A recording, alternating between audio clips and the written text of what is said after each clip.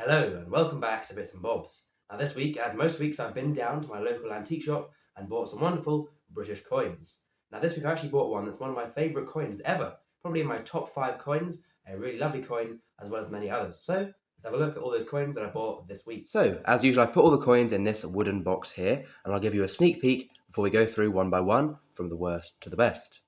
Whoa, a very quick sneak peek there. So now as I say, we'll go through from worst to the best, finishing with that lovely beautiful new top 5 favourite coin. So let's begin with this coin right here.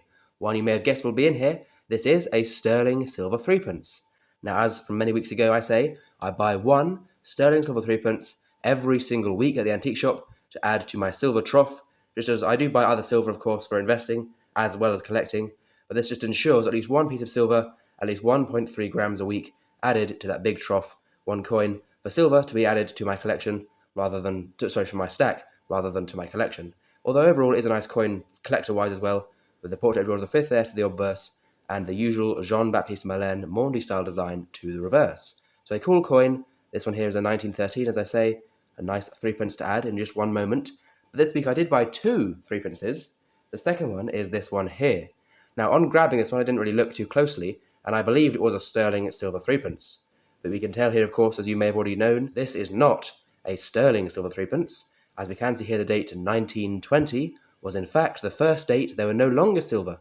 1920 they were debased down to 0.500 or 50% silver. So only half of this coin is of pure silver. So rather than about 1.3 grams, there's only about 0.6 grams of silver within this coin. However, still some silver to get, and a nice coin as well again, George V. Both of these coins cost me £1 to add to my collection / stack. So let's add them to the stack. So here is the big tray of all the silver coins I have so far, mostly 50%, but a lot of sterling in there as well. And these 2 threepences can now be added to the tray, slowly filling it up even more. Okay, and now on to the next coin. Not a silver coin, this is a bronze coin, and we can see here, this is a lovely 1901 halfpenny. It is quite worn, to be fair, but actually, for this era of coin, they're usually even more worn, I'd say. I already had a 1901, that was just pathetic condition. You could barely read the date. So this is a major upgrade to add to my date run of halfpenny. So not a new date, but a new coin for the date run, upgrading from a massive upgrade from that terrible condition coin I had before. So here it is, a lovely coin indeed. We have the old veiled head portrait of Victoria to the obverse, and then the classic design here by Leonard Charles Wyon of Britannia to the reverse there, and the date to the bottom, 1901. So a cool coin to add to the collection, and for only 25p, who could say no to that? A great coin. So the next coin up is this one here, and this is a lovely 1934 shilling from the reign of King George V. A lovely coin indeed. His portrait there to the obverse, of course, facing left, and done by Bertram McKennell, the only portrait of the King, King George V, used on British coins. You can see all the milling intact there all around the coin, and a lovely detailed reverse design with the KG to the top there for Kruger Gray, George Kruger Gray, the designer. We have a crown on a lion on a crown. So a lovely design, a crowned Lion of England atop the crown. A great design with legend around. And this coin cost me £2.50, which I believe is a good deal for the coin. I do already have this date of 1934, but again, I can just add it to my silver sort of collection here of doubles. It's not purely bullion, I will admit. There are some fairly nice numismatic coins in here. It's not purely bullion. They're more accurate term would be sort of doubles of coins. So this is a double of a 1934 shilling, and I add it now to my doubles tray, and that's just sort of there as a, I could sell this if I wanted to, and if I did, I would still have each of these coins, a better example, in my actual collection. So there's that. Now, in the same vein, before we go to the next bronze coin, because there is one more of those, and it is lovely, the same vein, I have 2 more doubles of lovely coins. Another shilling here, a little later design here, this one from 1942, of course now being a King George VI design there, his portrait to the obverse by Humphrey Paget, and the initials HP can be seen there very small on the coin if we zoom in a bit to help you see that. Now again to the reverse, a lovely design, a crowned lion on top of the crown, so a very similar design. Note the date though is on each side of the lion, whereas on the older one, on the older design, it is there as part of the legend around. And please comment down below your favourite of these 2 designs. They're very similar, but my personal favourite is I believe this one. It just looks a bit more sort of uniform and symmetrical, but this is still a lovely design indeed. So 2 more shillings, well I've got that one, so another shilling, so that's £5 for the 2, £2.50 each, some good doubles, some good silver coins to add to my silver trough there of silver doubles. So very nice indeed. There's one more silver coin. This is a beauty, a true beauty indeed. A very, very shiny and beautiful 1921 sixpence. Although the coin is over 100 years old, you can still see a decent shine to the coin. There's no dirt on the coin. It is a little bit worn, sort of over the surface. Now, please comment down below, do you think this coin has been shined, or is it still shiny? Now, it's quite hard to tell. I might say a light shine. The obverse, I believe, shows that. The reverse, actually, yeah, no, I think it is shiny still, of its own accord, but I believe it has been also shined a bit up by someone in the past, which is a bit of a shame, but it's still a very nice coin. Very good detail to the coin still, and of course a nice old date, over 100 years old, silver coin, with great detail and great design, to add once again. I do actually have an even better one in my date run, so that can be added once again to the silver doubles tray. Very nice indeed. There's one more bronze coin to show, and then we'll move on to that absolutely beautiful coin for the end. The bronze coin is this one right here. This is a lovely 1891 farthing. Now, the only problem with this coin is there is a small bit of sort of green corrosion on parts of the coin. But other than that, as you can see, this is an exquisitely detailed coin. Really, really very good design, and of course, very minimally worn, as you can see. Now, 1891 is, as I'm sure you've guessed, a new date for my farthing date run. So that's good to tick off a new date for the farthing date run.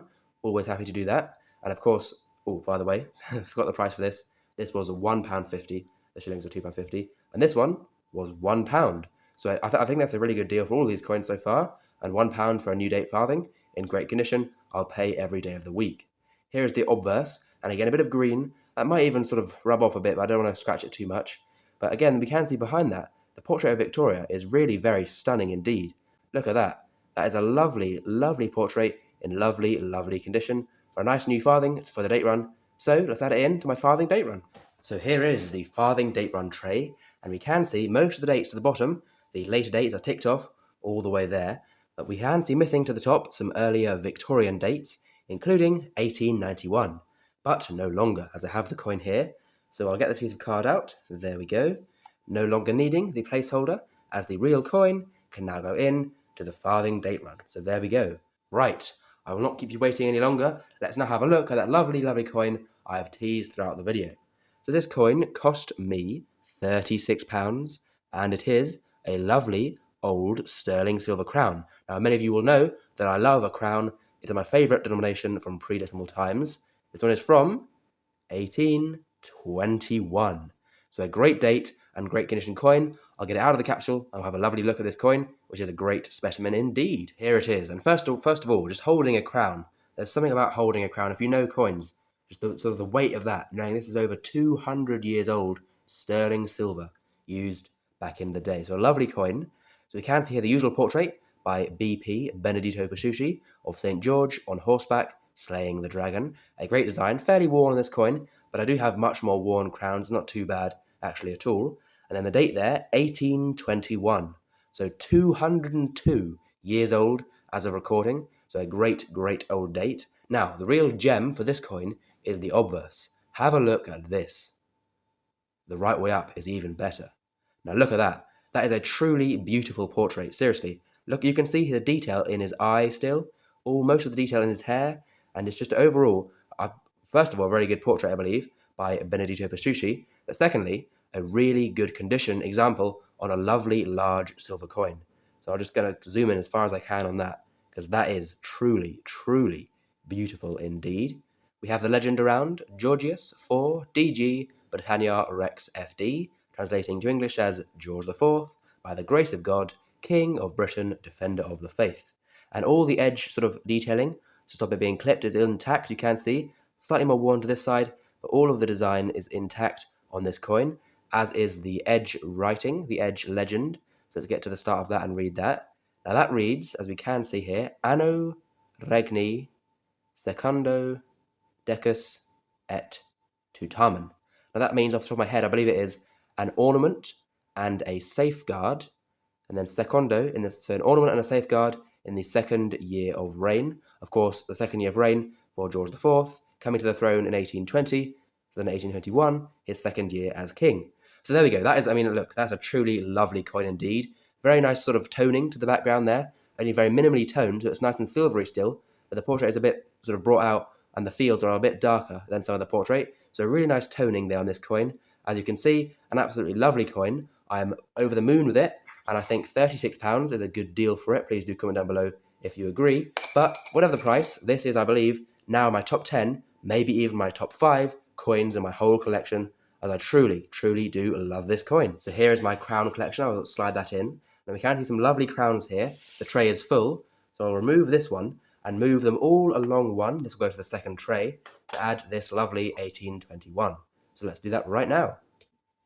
And there we go, all moved up. So the gap is here. Now we can see I do have an 1822 crown, much, much more worn than this lovely 1821, which I now have. So there we go, 2 lovely George IV crowns. They can both go in their gaps in the date run. So there we go, 2 more, well, 1 more date filled up in my crown date run. Very nice indeed, and a lovely coin that's doing the job to fill it up. There we go, wonderful coins bought this week, I do believe. Of course, we all know my favourite, the 1821 crown.